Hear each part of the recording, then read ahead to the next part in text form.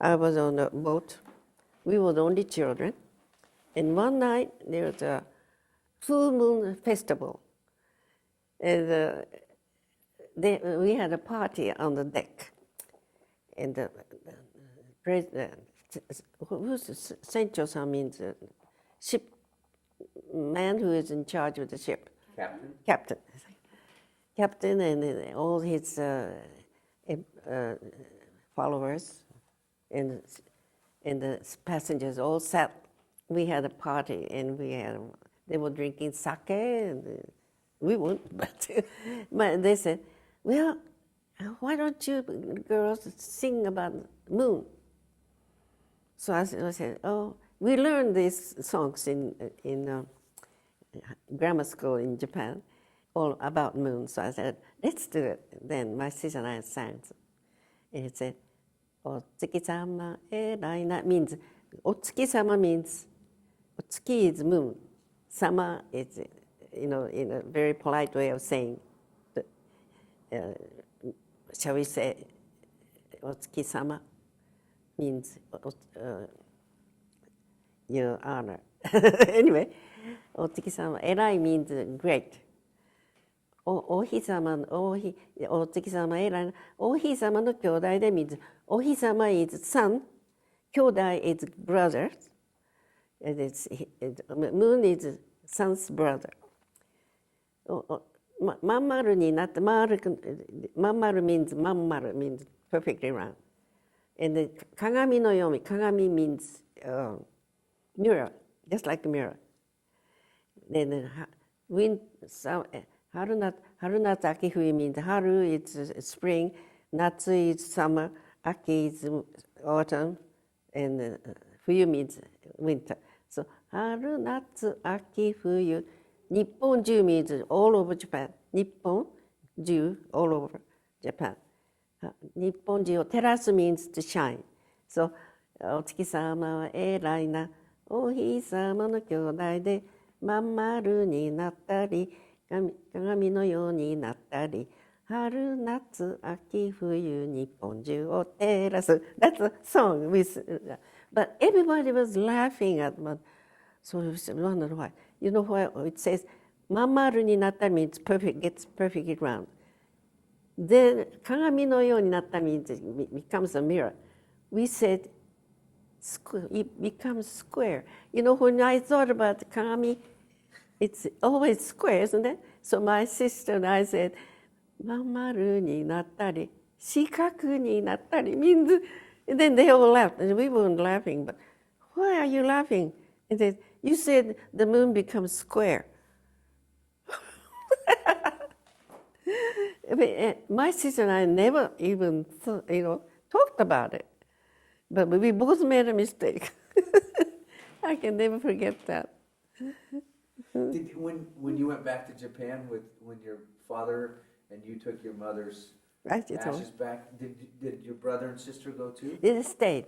They stayed in America. Who did they stay with? My sister, my sister was already married. You know, my sister was a very attractive girl, and she didn't even finish college. She was a junior, I think, and she got married. And so my brother stayed with her. And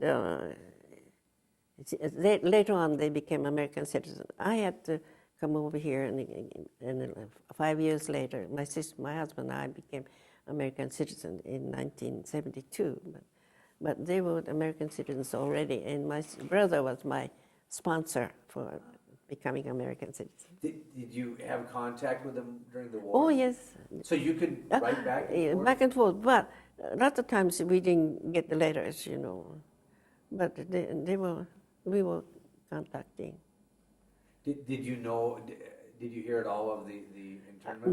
No, I didn't. So you never heard about that over in? Afterwards, I found out they were in Manzanar camp. So they did. Your brother I found out. Sister got interned. Yes, both of them. So. That's I was always wondering within the war how far news traveled because you know, now in history books, it's kind of like with the concentration camps. Well, everybody knows about that now, but in the war, only pieces of people knew about it. In fact, That's some right. people still don't believe it. But the same thing with what happened to the Japanese American citizens and the camps and all that. There's a lot of people that have never ever heard that. That's right. They were living in Hollywood, but most of them went to Hollywood High, and my brother went to Southern California, University of Southern California. I went to UCLA, but my sister went to UCLA. She didn't finish. She got married, and after the war, they didn't come back to California. They went to Idaho. My sister went to Pocatello, Idaho, and she was living there all these years. Of course, she died a few years ago. But my brother later on went back to California for work, and he lived in California later on too, but not in Hollywood. Did your brother-in-law go to Manzanita with husband and wife both? Yes. So how did they end up in Pocatello from coming out of the camp? Did they have work there? Or? Oh, they went to camp from Hollywood, but after they left the camp, they went to Pocatello, Idaho, and he started his business of selling. I think he had a market somewhere. Do you think, because as I said, again, you have a very unique perspective on all this. One, you were old enough to remember a lot of it. You were growing up. You were a young teenager by the time you went back to Japan. Do you think there's a message to leave for generations to come that you and I'll never meet about World War II that they should know, or maybe war in general? I think it's a history anyway, the war, isn't it? So we should study it, find out what happened. But I think we should not fight. I think there should be some kind of conference to talk out, try to talk out of war. That would be the, I think, best way, for the world. Don't you think? I think if they can do it that way, that would be the best way to do it. I know that soldiers have to die. I know so many of the Japanese young boys were kamikaze, remember? They were flying, and I don't know, they probably perished in the ocean, and they'll never be able, they're found lost. When you think of something like that, I think you should try to avoid war, but maybe that's impossible, isn't it? Some people want to fight. it's hard to know. I mean, it's because again, with the majority of the veterans we've talked to have all said they don't want war, but they also say that there's that certain point where somebody... You have to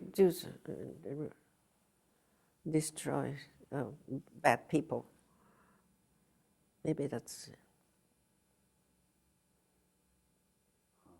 difficult, isn't it? It is a difficult one. It is a difficult one.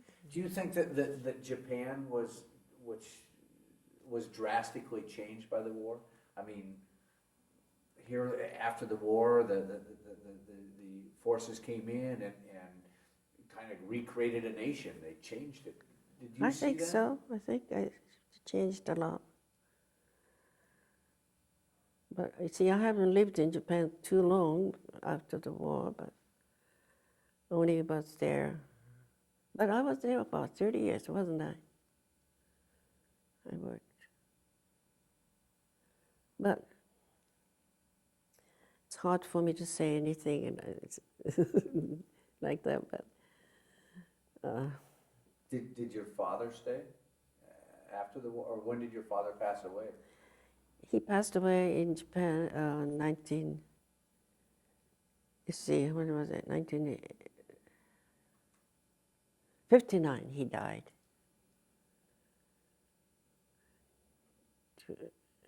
2 years after my son left to America.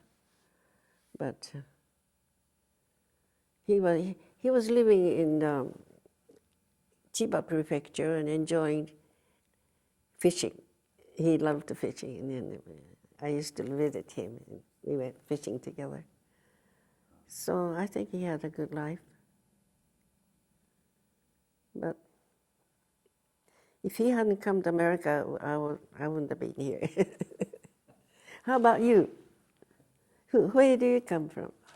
My relatives, my great-grandfather came over from Germany to the Great Lakes, and from the Great Lakes to Montana. I see. And was on the legislative government over there and started a brewery over there. And then moved to Olympia and started a little brewery that just shut down here recently. So, but that's... How about you? Me? Who came to America first?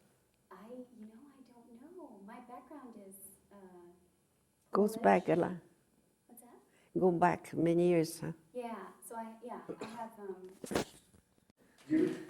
After the war, and they made the emperor say he wasn't a god. Do you remember when the emperor made his radio broadcast? Oh and yes, we all announced- listened. We all listened. I think I cried. I remember. But, well, he accepted the loss or the, surrendering.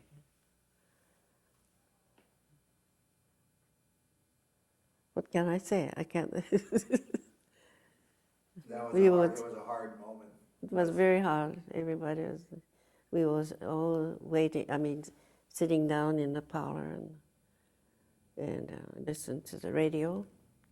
We didn't have the television those days, so we were just on the radio. We saw. I think the whole Japan was listening, everybody. I felt sorry for him, but anyway, it was just, that was his position, so. Anyway. The emperor,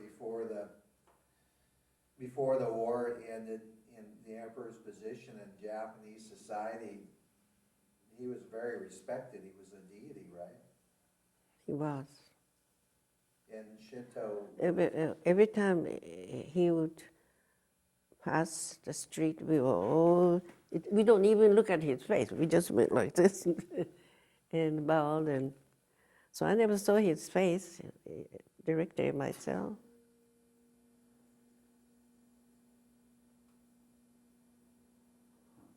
So we all went. You didn't go through the war. You didn't go through that. Did you go through the war? No. None of you. Oh, too young, yeah. Did your father, it must have been a lot harder for your father. Oh yes, very hard. My father said, Tojo doesn't know the power of America. That's what he said. Your father had been a military man, so he said, my gosh, Tojo doesn't know the power of America, what powerful America is. And he was really disgusted. Some of his, one of his classmates became a general, General Mazaki. I think I have a picture there. He was executed with Tojo. So if my father became general, he probably would have met the same fate. I'm glad he didn't. say again, another twist of fate. Isn't that the truth? Yeah. In the war crime trials, they didn't allow the 14 that were condemned to be interned in the Yokosuna. What is the name of the shrine that? Yasukuni Shrine. Yasukuni. We lived right next to it. A big shrine. And the part it was very defined part of city, I think it was. And Premier Koizumi went to visit the Yasukuni. It was in the paper recently. Do you remember? Yeah. He was there. He was a lot of people complained because I don't know why they Tojo, the war. He started the war. He is being placed over there. I don't know why they do that. The war criminal. But that's the same. He died for the country, I guess. Anybody who dies, all the soldiers who died for the country, it's commemorated over there. So maybe even if he's the one that started the war, he's a war criminal, but he's being placed in. I don't know what to express. Honored or Mm-hmm. yeah. Did your husband, your father's family were samurai? Was your husband's family samurai also? No, my husband's family. My husband's father was an English teacher. He had a big house, and he turned into a hotel-like place for foreign teachers that came from America and England, and there were lots of English teachers. And my father-in-law was just loved to speak English, and when he found out I spoke English, he made me talk English to lots of people. He just loved it. Yeah. So my husband was teaching French. In those days, if you want to become a diplomat, you had to study French and take exam in French. And not English, I don't know why, those days. Have you ever heard something like that? French was a diplomatic language many years ago. And my husband was teaching French for those students who wanted to become diplomats. And I majored in French, so I was able to help him with it. So what did you and your husband speak at home? What language? Oh, Japanese. We could speak Japanese or English or French both, but we spoke Japanese. Your husband had a rank in the military. Was he part of the military? No, he was attached to army but he got the medal for what he did. My son has it. He keeps it. I think he was wearing one in the picture. When the war ended, where was your husband when the war? He was in Indochina. He didn't come home till about 6 months after the war ended. I thought he would. We had letters, or maybe first 2-3 years. After that, no letter came because all the ships were sunk. And I had no idea whether he was alive or dead. And he didn't come home, so I thought he was dead. But he came home after 6 months after the war ended. He came home. He was so pale, and he only had 500 yen in his pocket. I couldn't tell you. What happened to him after the war ended? Before he got home? See, I was up. He wanted to help me, and he spoke English and French both. So we were at Hokkaido, Sapporo, where I was working, and he thought, I'm going to start a business. We have never done business in our lives. He never. In Japan, there's the samurai, because I'm talking about a long time ago. The samurai was the prince and princess. Then samurai came, and then merchants, then farmers, and the merchants is below, So we never did. I mean, we never thought about becoming a merchant. But my husband said, I'm going to start a business. And he opened up a small souvenir business in Sapporo. There's a place called Tanaki-kochi. There's a lot small, just like Ginza, you know. And he started the business. He enjoyed it. And I said, oh, that sounds interesting. And he was doing that. And pretty soon he started the PX business. He got into the PX, and he sold souvenirs in different camps and different Army base, Air Force bases, and officers' clubs. You know, PX is different. It's not in officers' club. PX, it's shop, isn't it, in camps? And he was selling souvenirs, you know, like lots of little jackets with Japanese characters on it, and everything, kimono and things Japanese he was selling. And he was doing good business. And then when one day an airplane had crashed, and there was a lady who used to sell pearls, who was selling pearls in all over the Japan, sometimes in Kyushu, in up north and south. And she died, and they wanted a woman who could speak English and sell pearls to take over her business. And my husband was asked, and he thought about me. He said, how about my wife? So, I have never done anything like it. You know, I didn't like the business anyway. I didn't think it was good. I didn't like it. But my husband said, you better do it. It's fun. And all 8 hours you work for somebody else, you work for yourself. And you can earn money too. So I said, well, all right, I'll try.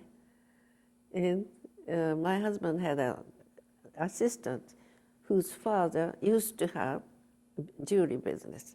And he knew lots of wholesalers in Tokyo. And he introduced me to those people. And so I decided I'd do that. I went to Misawa Air Base in Camp Hogan, which is also in Aomori Prefecture. Misawa is in Aomori. Have you ever heard of Misawa Air Base? An air base, and also the camp, the army camp were there. In the officers' clubs, I went 1 week at a time. First 1 week, and then second week. And the rest of the time I spent in Tokyo. But later on, I decided to open up a shop in downtown. I mean, in the Johnson Air Base. Have you ever heard of Johnson Air Base in Tokyo? Near Tokyo, in Saitama Prefecture. But anyway, I decided to do this business, and it was so hard first. And when my husband had lots of money earning from the PX business, and he deposited so much, 100,000 yen or something, and then these merchants would let me have enough merchants to take with me. And I didn't know how to even display. I just put the whole thing. And I said, oh, this is not the way to do it. So I started buying, you know what bilbo is? Oh dear, it's hard to tell. You know the thing that... Like a cloth? No, it's something that you make it stand and make a background. We call it bilbo. It's folded. Have you ever seen it? Oh, yeah, well, yeah, and then you... What would you call it? Well, big, I mean like a booth? Yeah? Yeah, so you built a little booth where you displayed in? Yeah. I bought a couple of them and put it behind me, right in front of me, and then tried to buy boxes and displayed all those merchants I had. And I started learning lots of things, business. And I decided it's kind of fun. I like it. And I made lots of nice friends amongst American officers and American ladies, and that's why I was able to find college for my son. I got to know a gentleman, an officer who lived in Ohio, Dayton, Ohio. And when I first found out University of UCLA wasn't the place for my son. So I decided to go to Ohio, and Mrs. Anderson took me to Dayton, Ohio, University of Dayton. And then Father Collins said, just send him over. I'll take care of you. That was so easy that way.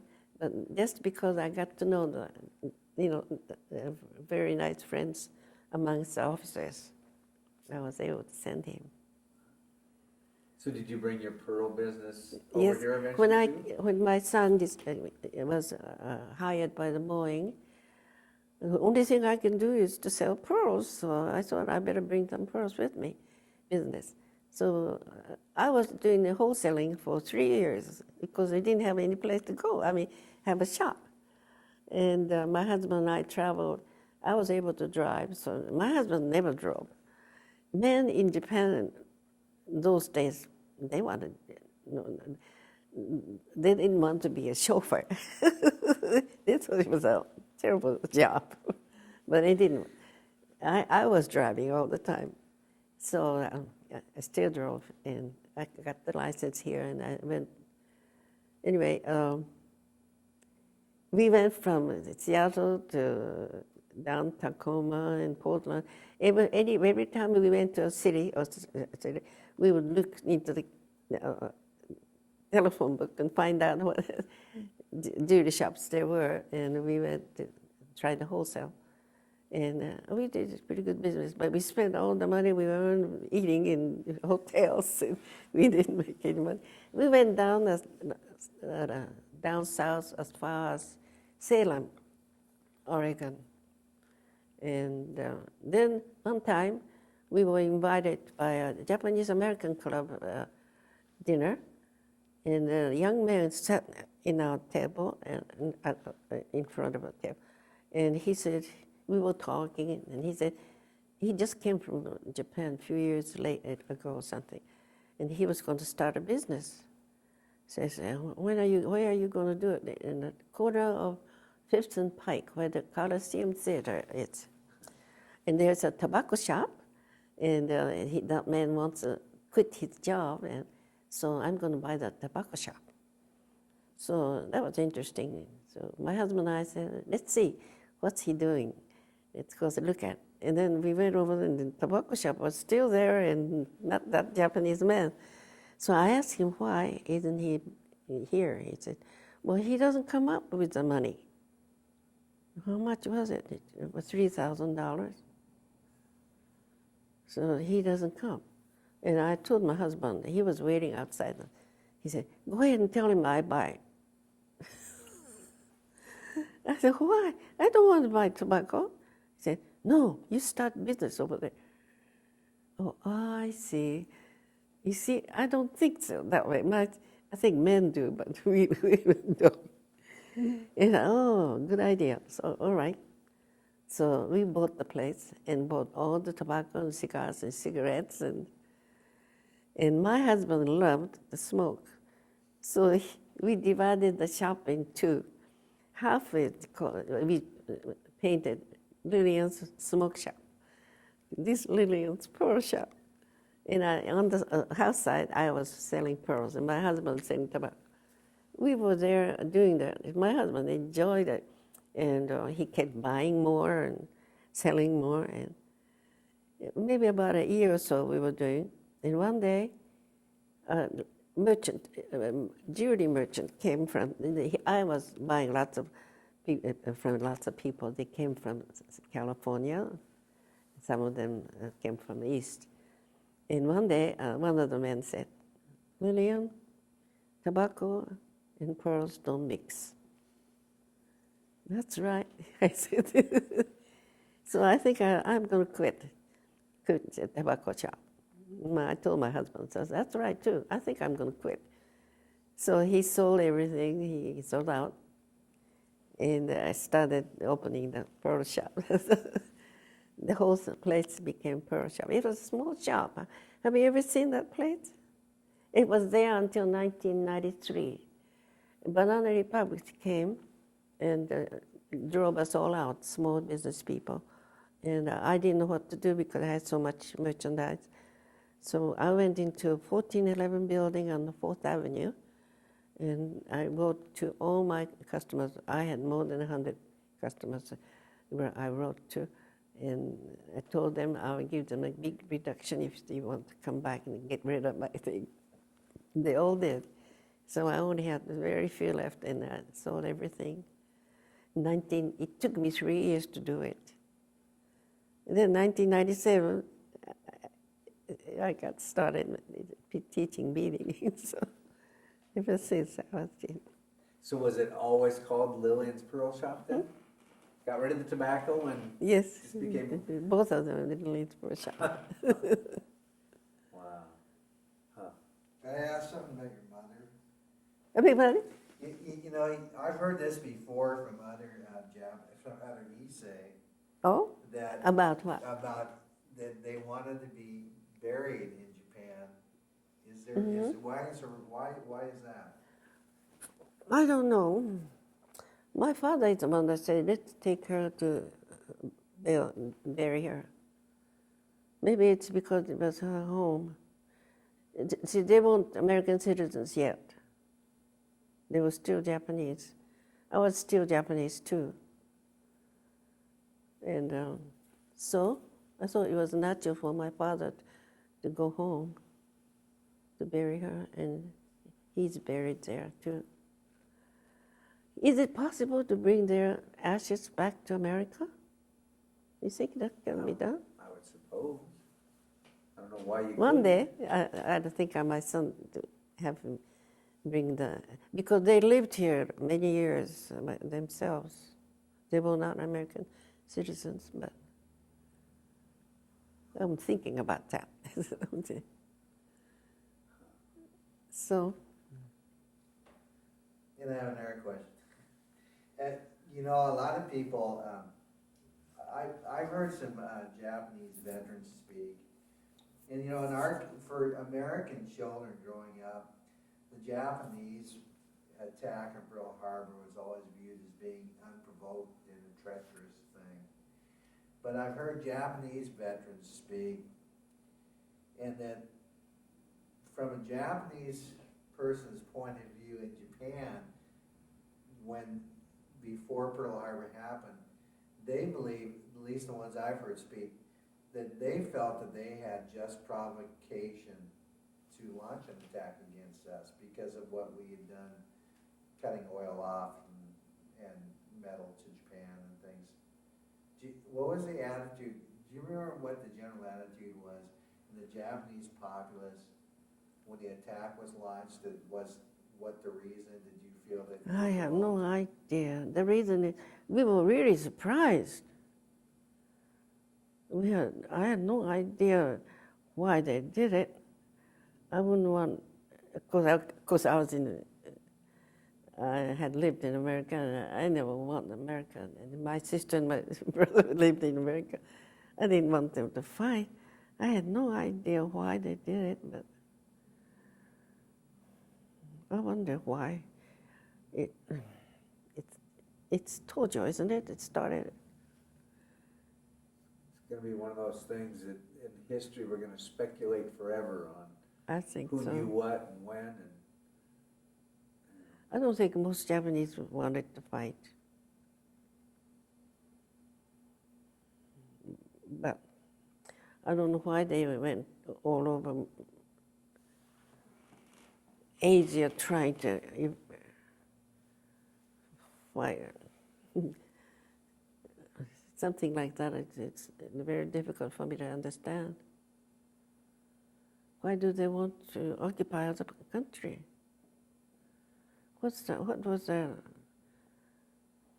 Does anybody know? Did your brother-in-law end up in the service? My brother-in-law? Yeah, did he end up in my 42nd? sister's husband? Yes. I don't think so. He was in America, of course, when he was a young boy. And I don't think he ever did have any connection with the war. that's the hardest thing, because when you look at, there were a lot of young Japanese American citizens that went in the 442nd. Now, most of them ended up in Europe, so they weren't facing potential cousins or brothers or anything like that. But there is that dilemma of war sometimes where it may be against your own relatives. But luckily, I guess your brother-in-law didn't end up in there. No, he was too old, I guess, for that. He didn't. And they just went to concentration camp, that's all. Did your father, was he a real traditional man? Did he believe in being samurai? When you decided your husband decided to sell things, what did your father think? My husband started to do what? Your father was real traditional, correct? Being a samurai descendant? Yes? And you said that there was a certain level, there was samurai? Oh, yes. Years ago, beginning of this century, when the Meiji era started, samurais most samurais became soldiers, I think. I think they did. So did my husband, my father's family. My father's father was samurai. And so he went to Academy of Army's Academy and studied. And in order to enter that school, you have to study very hard examination. And he passed the examination, he entered, and he became an officer. Then when he was a captain in the army, he went to the Russo-Japanese War. He went to Manchuria, and Hoten is, what do you call him? But he was an artillery captain. Maybe that's why he didn't have to die. If he was just a regular soldier, he probably never came home. And